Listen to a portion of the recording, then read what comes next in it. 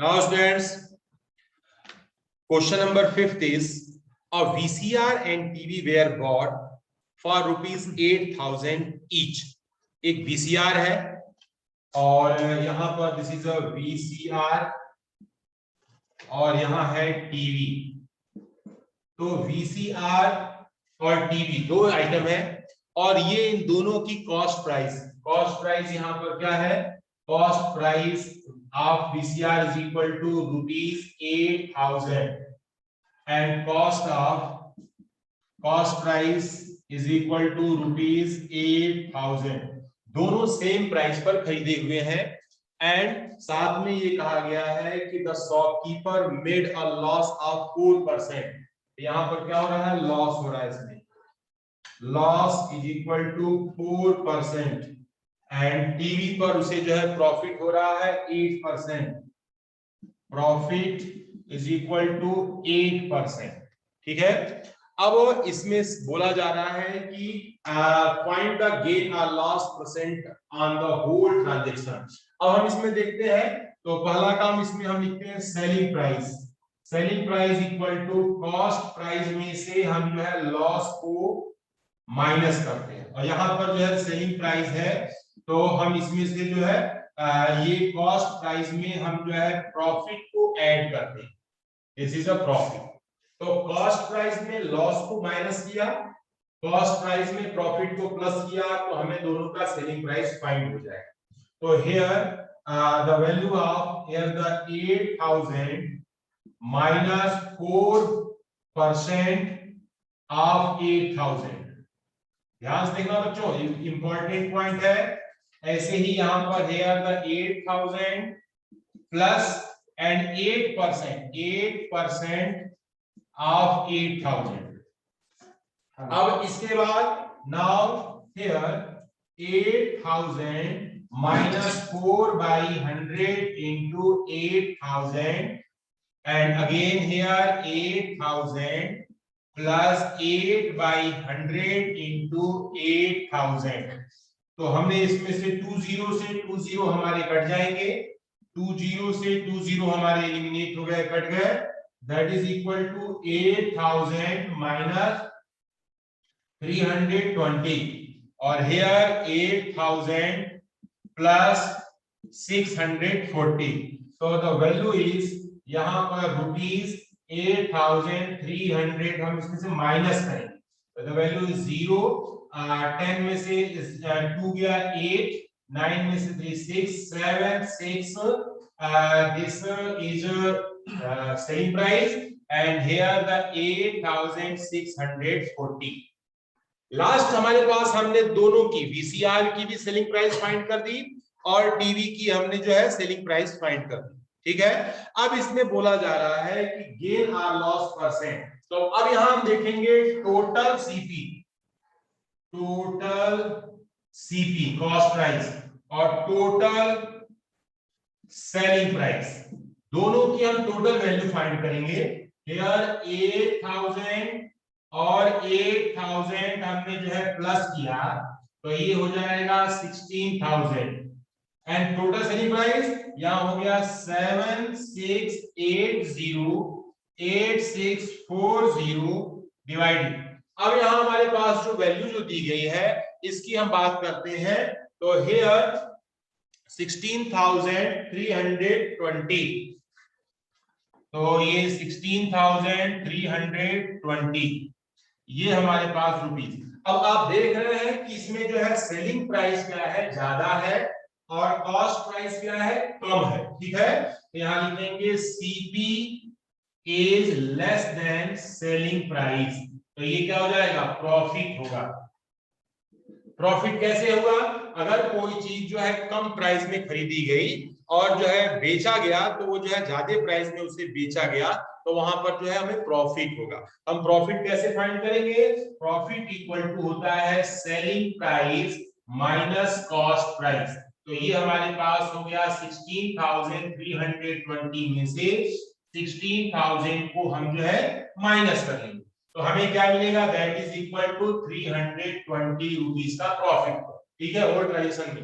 अब इसके बाद बोला गया है फाइंड द गेन और लॉस परसेंट होल ट्रांजेक्शन। अब हमें यहां पे लिखेंगे ना profit percent is equal to profit by cost, total cost price into 100. So there the profit is 320, cost price है 1600,000 into 100, 0 0 this 0 this 0 1 0, that is equal to 2% का उसे जो है क्या हो रहा है, होल ट्रांजेक्शन में प्रॉफिट हो रहा है। इस क्वेश्चन से रिलेटेड किसी को कोई प्रॉब्लम है तो वो पूछ सकता है, और अपना हैंड रेज करें, मैं यहां से अनम्यूट करूंगा। और फिर से मैं समझाता हूं, एक शॉपकीपर वीसीआर खरीदता है और टीवी खरीदता है, दोनों की कास्ट प्राइस जो है 8,000 रुपीस है, ठीक है। तो जब वीसीआर को बेचता है तो उसे लॉस होता है, कितने परसेंट का, 4% का लॉस होता है। और जब टीवी को वो बेचता है तो वो जो है उसे 8% का प्रॉफिट होता है। तेजस चौधरी भैया कुछ कहना चाह रहे हैं। Tejas Chaudhary, first video should be on and then ask your question. Unmute yourself बेटा। सर हमें कैसे पता उसको प्रॉफिट हुआ है? क्योंकि बिल्कुल, बहुत अच्छा क्वेश्चन। ये दोनों 8,000 में खरीदा गया, ठीक है, यानी दोनों चीजों को खरीदने के लिए 8 कितना हो गया, 16,000 हो गया, ठीक है। अब इसके बाद हमने वीसीआर का सेलिंग प्राइस निकाला तो वो 7,680 रुपीज आया। टीवी का सेलिंग प्राइस निकाला वो 8,640 रुपीज आया। हमने टोटल सेलिंग प्राइस यहाँ पे निकाल रखा है। सेलिंग प्राइस जो है हमें यहाँ पर दिख रहा है कि इसके टोटल कॉस्ट प्राइस से ज्यादा है, यानी कम में खरीदा गया है, और होल ट्रांजेक्शन में फिर भी उसे क्या हो रहा है, फायदा हो रहा है, प्रॉफिट हो रहा है। यानी ये 16,320 है और ये ओनली 16,000 है, तो 320 रुपीज का उसे प्रॉफिट तो हुआ ना, तो उसको हमने देखा कि प्रॉफिट 320 रुपीज का हो गया है। अब बोला गया है गेन या और लॉस परसेंट पूछा गया है, तो गेन हो रहा है तो प्रॉफिट परसेंट निकालेंगे, लॉस हो रहा है तो लॉस परसेंट निकालेंगे। परसेंटेज फाइंड करने के लिए हम लिखते हैं प्रॉफिट बाय सीपी, तो केवल एक का नहीं, टोटल सीपी का मतलब 16,000 नीचे लिखा और इनटू 100 किया, 0 से 0 कट किए, जो बड़ा हमारे पास है, ये जो है क्वेश्चन जो है 2% का, इसमें क्या हो रहा है, प्रॉफिट। क्लियर? हाँ बोलो बेटा। सर मेरा एक और क्वेश्चन था सर, पर वो इस मतलब चैप्टर से पर ये टॉपिक नहीं है सर। जी सर बोलिए। सर डिक्रीज परसेंटेज और इंक्रीज परसेंटेज का फॉर्मूला क्या होता है सर, एक बार बता दीजिए। देखिए मैं बताता हूँ, देखिए क्या होता है, डिक्रीज है चाहे इंक्रीज है, तो डिक्रीज इंक्रीज को हम कहां लिखते हैं, न्यूमरेटर में लिखते हैं, ठीक है। और जिससे डिक्रीज हो रहा है या जिससे डिक्रीज इंक्रीज हो रहा है, यानी जो स्टार्टिंग में जो अमाउंट थी, टोटल अमाउंट, स्टार्टिंग वाले अमाउंट, उसको डिनोमिनेटर में लिखते हैं, ठीक है। जैसे मान लीजिए कि हमारे पास जो है फर्स्ट टाइम में हमारे पास कोई चीज 10 थी, 10, ठीक है, और बाद में जो है सेकेंड टाइम में वो चीज कितनी हो गई, 20 हो गई, ठीक है। तो यहाँ पर इंक्रीज हो रहा है ना, तो पहले हम इंक्रीज को फाइंड करने के लिए 20 में से 10 को हम माइनस कर देते हैं, कितना हो गया, 10 इंक्रीज हो रहा है। तो हमें इंक्रीज परसेंट फाइंड करना है, तो हम पहले कितना इंक्रीज हुआ और न्यूमरेटर में लिखेंगे। फर्स्ट स्टार्टिंग में जो वैल्यू थी हमने उसको डिनोमिनेटर में लिखा, और परसेंटेज फाइंड करना है, इनटू में हम क्या कर देंगे, 100 कर देंगे, तो वैसे ही हमारे पास ये हो गया।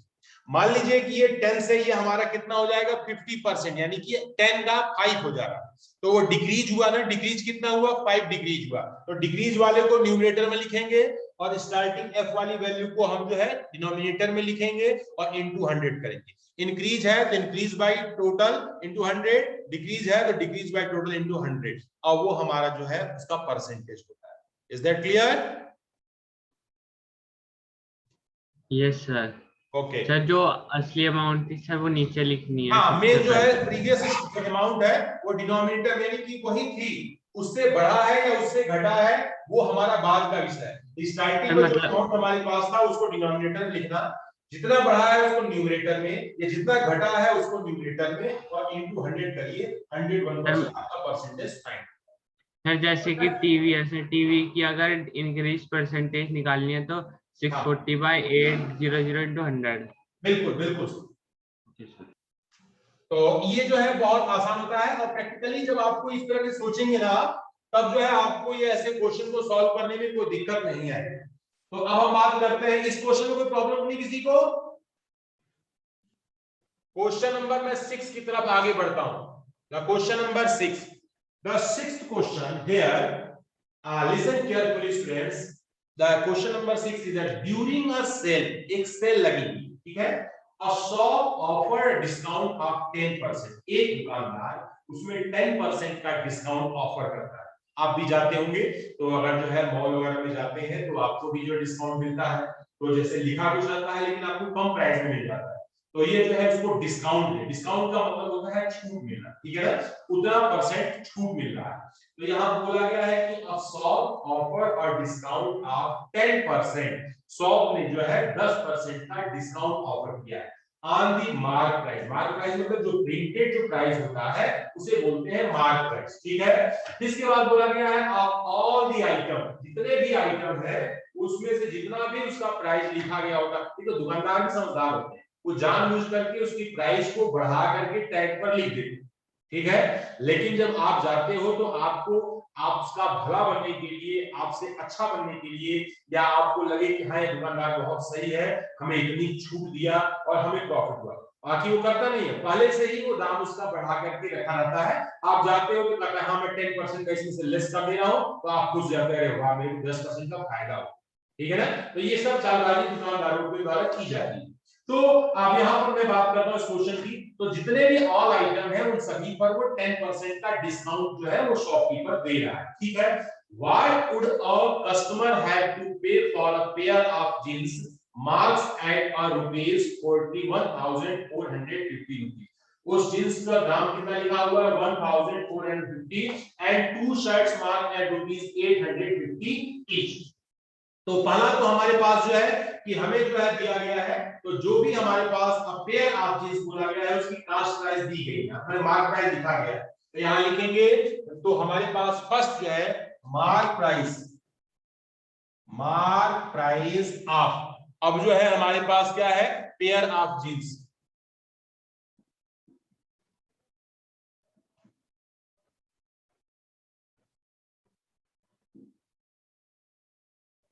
तो जींस के पास प्राइस दिया गया है that is equal to here rupees 1450, and mark price of यहां पर जो है हमारे पास दिया गया है, एंड शर्ट, ध्यान से देखना बच्चों, तो हमारे पास जो है शर्ट जो दिया गया है, शर्ट का मार्क प्राइस दिया गया है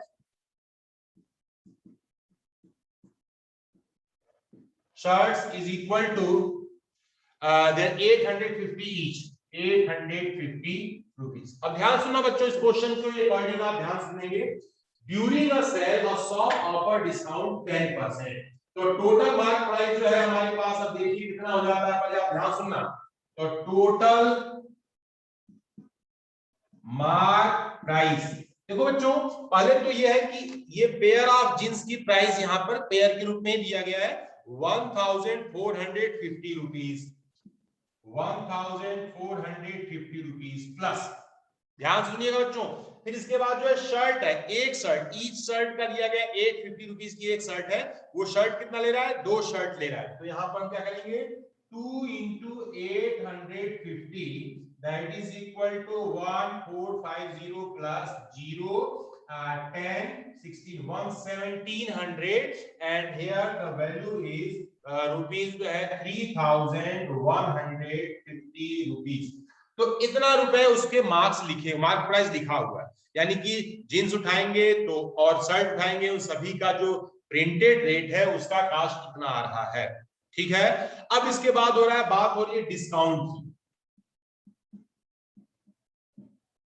डिस्काउंट कितना है 10% का, तो 10% डिस्काउंट निकालना है, तो मार्क प्राइस का 10% हम निकालेंगे, 10% off that is equal to 10% off 3150, that is equal to 10 by 100 into 3150। अब हमारे पास ये कितना हो गया, इतना, ये माइनस एक जीरो से ये कट गया, कितना हो गया 315 रुपीज का उसे जो है क्या मिलेगा, छूट मिलेगा, ठीक है।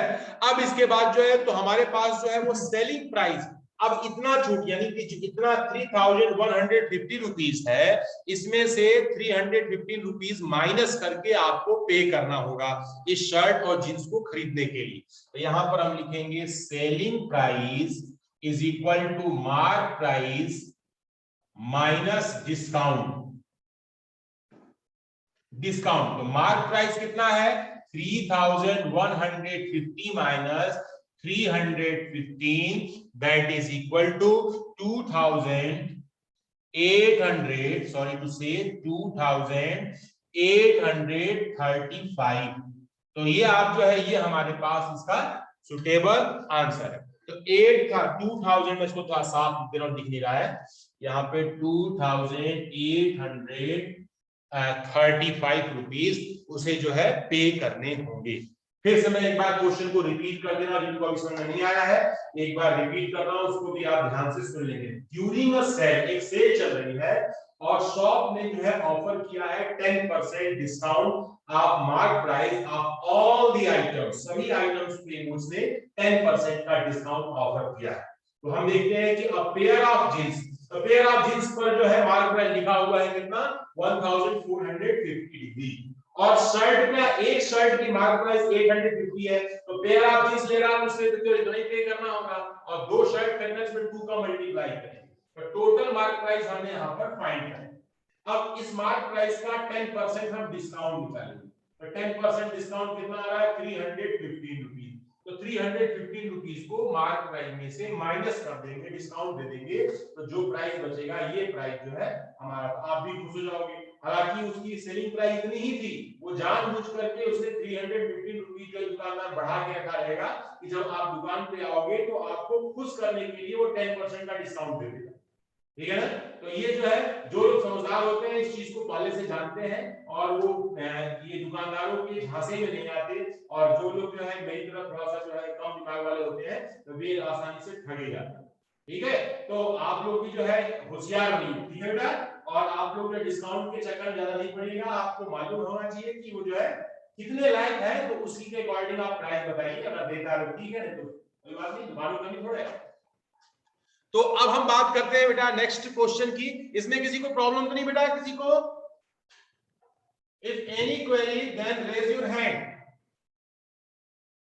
कोई भी क्वेरी है तो अपना हैंड रेज करें। आगे बढ़ते हैं, अभी हमारे पास कोई प्रॉब्लम नहीं आई है, जिसको प्रॉब्लम आए तुरंत जो है आप पूछ लेंगे। हियर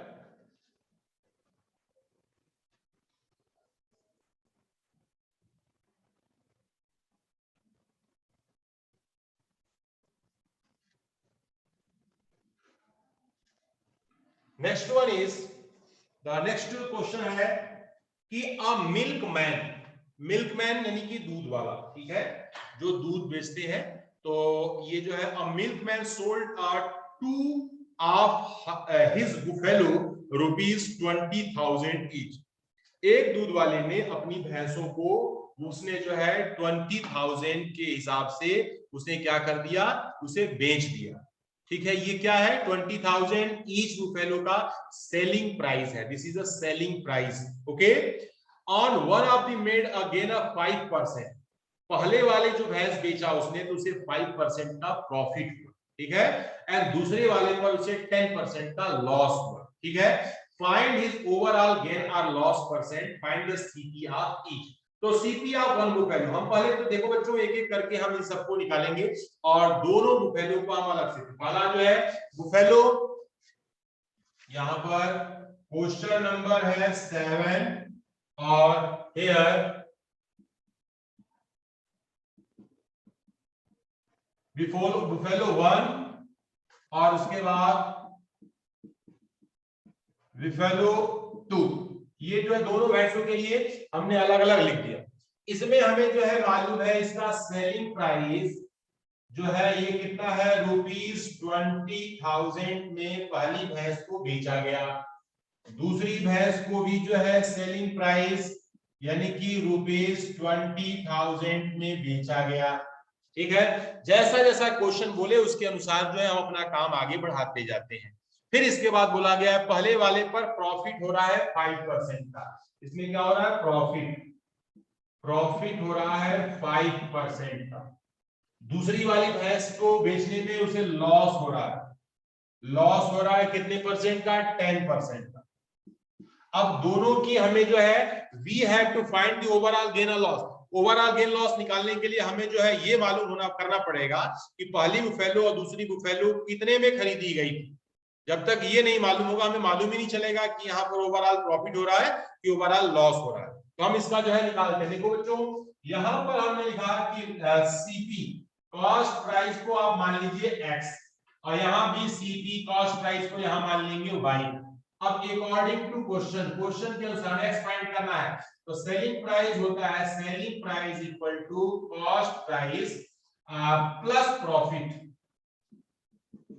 और यहां पर selling price is equal to cost price minus का लॉस। तो प्रॉफिट वाले में सेलिंग प्राइस है 20,000, कॉस्ट प्राइस एक्स हो गई प्लस 5% ऑफ एक्स। ऐसे ही ये भी 20,000 है, कॉस्ट प्राइस वाई है माइनस 10% ऑफ वाई। इसको हम सॉल्व करें तो ये है 20,000 is equal to x plus 5/100 x. ठीक है, यहां भी हमारे पास 20,000 is equal to y minus 10/100, यहां पर वाई। तो अब आप देखेंगे कि इनको थोड़ा सा हमें इजी बनाना है, तो पहले हमें इसको आसानी से इसको लिख सकते हैं 20,000 इज इक्वल टू यहां पर 105x/100, और यहां पर 20,000 इज इक्वल टू 90y/100। तो हम यहां देखेंगे कि इन सभी को हम जो है एक एक करके बारी बारी से हम इसे जो है फाइंड करते हैं। तो पहला जो है हमें x निकालना है, तो x is equal to 20,000 into 100 divided by 105, और यहां भी हम y is equal to 20,000 into 100 divided by 9। तो हमें जो है x मालूम चलेगा। कैसे मालूम चलेगा x को, तो हमने जो है 100/90 और 100 हमारे पास जो है 105 दिया गया है, तो ये आपको क्रॉस में कैलकुलेशन करेंगे, 2 जीरो इसमें बढ़ा लेंगे, 105 से डिवाइड करेंगे तो 19,047.62, that is equal to 19,047, this is the 047.62, this is the result. तो ये हमारे पास पहली भैंस का, और y is equal to, y को जब हम सॉल्व करेंगे तो यहाँ हमारे पास जो है 22,222.22, ये जो है ये। तो अब हम इसको जो है इसको भी आप सॉल्व कर सकते हैं, आप डिवाइड कर लें, मल्टीप्लाई करके आप चेक कर लेंगे कि ये रिजल्ट आ रहा है कि नहीं आ रहा है। अब हमें बताना है कि आप फाइंड द ओवरऑल गेन और लॉस। हमें ओवरऑल चेक करना है कि क्या इस पूरे ट्रांजैक्शन में हमें प्रॉफिट हुआ कि लॉस हुआ। तो आइए हम चेक कर लेते हैं। पहले हम लिखेंगे टोटल कॉस्ट प्राइस, कुल कितने में खरीदा गया, total cost price, here total CP and total SP. तो सीपी हमारे पास कितना है, ये है 19,047.62, ठीक है, और यहां पर दूसरा है 22,222.22, इसको हमने जो है टोटल कॉस्ट प्राइस 4 हो गया, 8,9,621 और 4, ये कॉस्ट प्राइस है। और टोटल सेलिंग प्राइस कितना हो जाएगा 20,000, और 20,000 को हमने जो है प्लस किया तो कितना आ गया 40,000। तो ये जो है हमारे पास, अब आप देख सकते हैं कि आपका जो है सेलिंग प्राइस जो है कम है, कॉस्ट प्राइस ज्यादा है, यहां लिखेंगे CP is greater than SP, यानी कि ज्यादा दाम में खरीदा गया है और कम प्राइस में इसे बेचा गया है। तो ऐसे सिचुएशन में आपका जो मिल्कमैन है ये घाटे में रहेगा, लॉस होगा इसे। तो यहां लिखेंगे लॉस। लॉस कितने का लॉस होगा? तो यहां हो जाएगा 41269.84 में से 40,000 को हमने जो है माइनस करेंगे, तो ये हो गया 849621। इतने रुपीस का उसे जो है क्या होगा? लॉस होगा। ये जो है आपका आंसर है। केवल लॉस ही पूछा गया है, परसेंटेज वगैरह नहीं पूछा गया है, तो हम इसको हाँ। तो एक भैया की क्वेरी आ रही है, सिद्धार्थ, आस्क योर क्वेश्चन बेटा Siddharth. Sir according to question के बाद समझा दीजिए थोड़ा सा। अकॉर्डिंग टू क्वेश्चन के बाद समझाया था, ठीक है बेटा। देखो बेटा, यहाँ पर दो बुफेलो हैं। दुकानदार नहीं, जैसे मान लीजिए दुकानदार शॉपकीपर है, चाहे आपका ये मिल्कमैन है, अपनी दो भैंसों को सेम प्राइस में बेच देता है। जब सेम प्राइस में बेच देता है तब उसको बाद में मालूम चलता है, उसे पहले नहीं मालूम था, कि बाद में मालूम चलता है कि हमें जो है 5% का घाटा हो गया और सॉरी प्रॉफिट हो गया, और लॉस हमारा जो है 10% का हो गया उतने प्राइस में बेचने पर। तो हमें जो है इसकी कॉस्ट प्राइस नहीं मालूम थी, इसकी भी कॉस्ट प्राइस नहीं मालूम थी। हमने इसे जो है x लिखा और इसकी कॉस्ट प्राइस को y माना। अब हमें जो है formula selling price equal to होता है cost price plus profit. Profit है तो कॉस्ट प्राइस में प्रॉफिट जोड़ा जाता है, लॉस है तो कॉस्ट प्राइस में लॉस को माइनस किया जाता है। यहाँ प्रॉफिट वाले में प्लस किया है और लॉस वाले में माइनस। हमने इसको सिंपल कैलकुलेशन किया है, x की और y की वैल्यू हमें सेपरेट सेपरेट मालूम चल गई।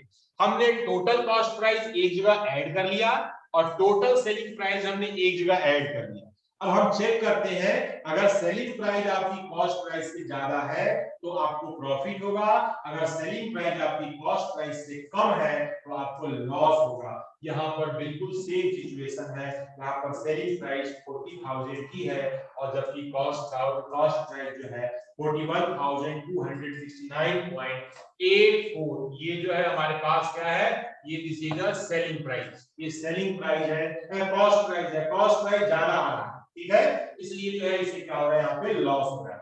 भैया तेजस चौधरी कुछ कहना चाह रहे हैं। तेजस चौधरी बोलो बेटा, आप ऑलरेडी अनम्यूटेड हो।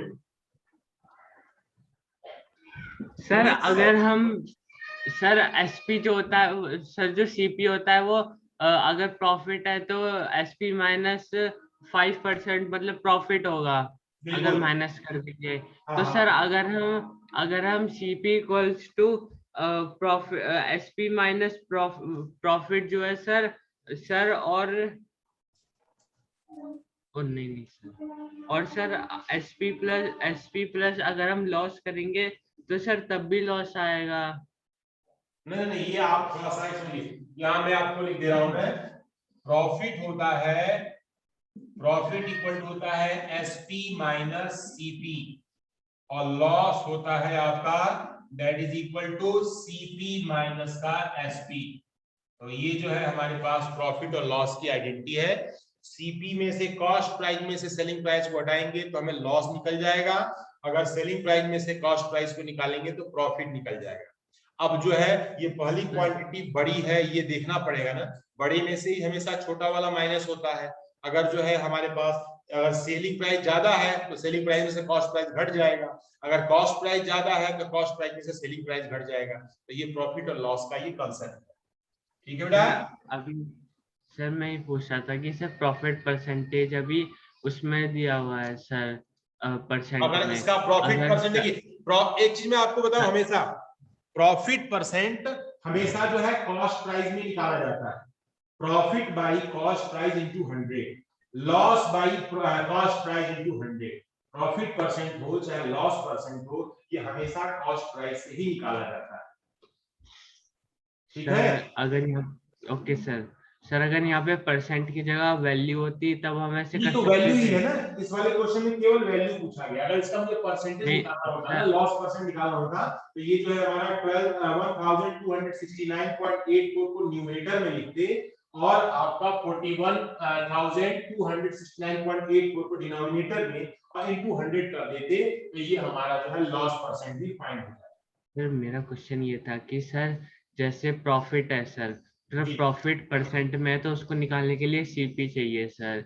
इसलिए हम सीपी इसलिए हम उसको नहीं निकालेंगे। अगर सर प्रॉफिट नंबर में दिया होता सर, कुछ नंबर होता सर, तो सर हाँ, हम तो ये सीपी को प्रॉफिट अगर एसपी नंबर में माइनस। होता, हाँ आप सही करें, प्रॉफिट अगर नंबर में होता तो हम ये काम नहीं करते ना, हम सीधे एक्स में प्लस यहाँ पर प्रॉफिट लिख देते।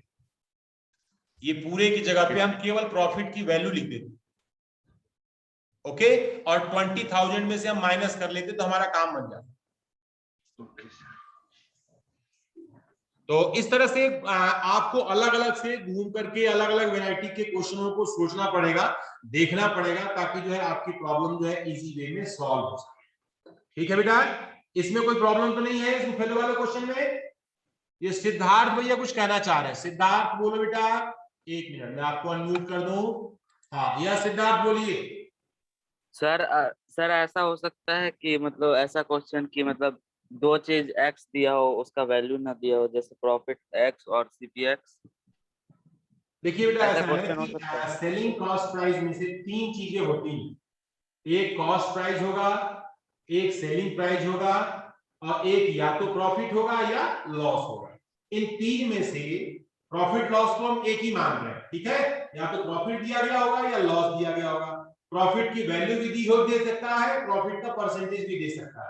तीन में से कोई भी दो अगर आपको मालूम है तो तीसरी क्वांटिटी को फाइंड किया जा सकता है। दो चीजें आपको पता होनी चाहिए, चाहे लॉस पता हो चाहे सीपी पता हो तो एसपी फाइंड कर सकते हैं।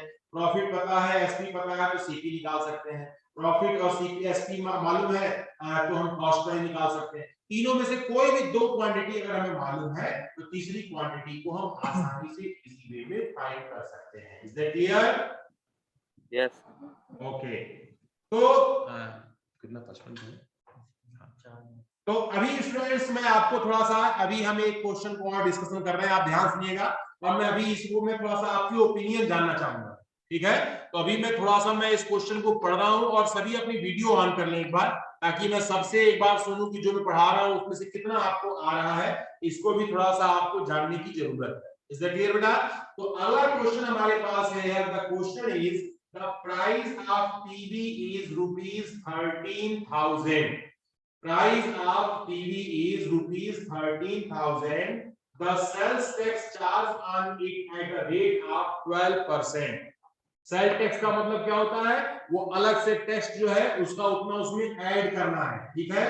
Find the amount that Vinod will have to pay if he buy it. अब देखो बच्चों, इस क्वेश्चन का सेंस कितने लोगों को समझ में आ रहा है? वीडियो ऑन करिए, मुझे आप थोड़ा सा अपनी ओपिनियन दी। इस क्वेश्चन का सेंस कितने लोगों को समझ में आ रहा है? सिद्धार्थ, तेजस, अंकुश, प्रीत अरोड़ा, वंश, मुकुल पंत, अक्षय वार्षिक, कौन लोग इनको, जो लोग इस क्वेश्चन को समझ गए हैं वे कृपया जो है आप बोल सकते हैं। नंबर 8 सर, क्वेश्चन नंबर 8 बेटा। सिद्धार्थ बोलना चाह रहे, बोलिए। सर क्वेश्चन एक बार फिर से बोल। द प्राइस ऑफ टीवी, एक टीवी की प्राइस दिया गया है 13,000, ठीक हो गया सर? 12% of 13,000 plus 13,000। हाँ, अब क्योंकि इसमें सेल टैक्स जोड़ा जा रहा है, टैक्स भी लग रहा है ना इसमें, यानी कि सेल टैक्स का मतलब होता है बेचने के लिए जो सरकार को टैक्स देना पड़ता है उसे बोलते हैं सेल टैक्स, ठीक है ना? तो 13,000 की टीवी है, उस पर 12% हमें टैक्स देना है। किसे देना है? सरकार को, यानी गवर्नमेंट को, जो हमें जो है सेलिंग करने की परमिशन दे रही है। तो हमें जो है क्या करना होगा कि 12% ऑफ 13,000 में 13,000 को हम प्लस कर देंगे, यानी 13,000 का जो 12% होगा उस अमाउंट को हम जो है 13,000 में प्लस कर देंगे। जो अमाउंट होगा वो अमाउंट जो है विनोद को खरीदने के लिए मिलेगा, ठीक है? कुछ पूछना है इसके बारे में बेटा? और ये भैया अविरल कुमार कुछ लग रहा है खेल रहे हैं, मास्टर अविरल। हाँ, तो थोड़ा सा पढ़ाई और खेल दोनों को मिक्स नहीं करना बेटा। खेलने के समय खूब खेलना, पढ़ने के समय ओनली पढ़ाई, ठीक है? अगर आपने खेल और पढ़ाई दोनों को मिक्स कर दिया तो मामला बिगड़ जाएगा। ठीक है, आपके भैया है साथ में आपके, अविरल, फर्स्ट अनम्यूट योरसेल्फ।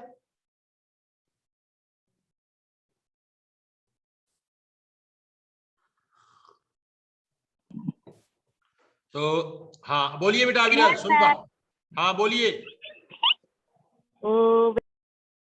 आपके छोटे भैया है वो, छोटे हैं कि आपसे बड़े हैं वो? और रुद्र सिसोदिया, आपके दर्शन हो गए, हम कृतार्थ हो गए बेटा।